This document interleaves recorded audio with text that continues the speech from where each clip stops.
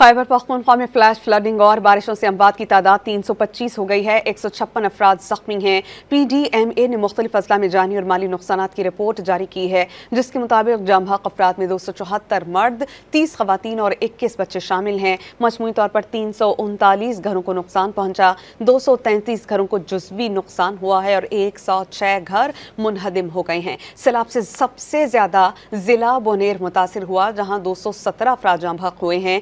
Swat, बोनेर, Bajaur, Mansehra, Shangla, lower दीर और बटग्राम में हादसात पेश आए हैं। महकमा लाइव स्टॉक के मुताबिक सैलाब में 320 जानवर हलाक हुए।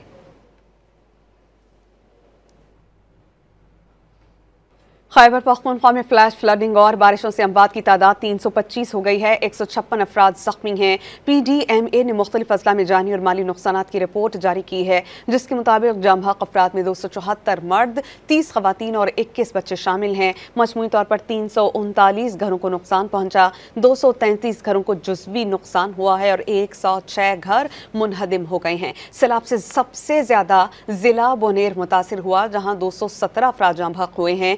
स्वात, बोनेर, बाजौड़, मानसहरा, शांगला, लोअर दीर और बटग्राम में हादसात पेश आए हैं। महकमा लाइव स्टॉक के मुताबिक सैलाब में 320 जानवर हलाक हुए।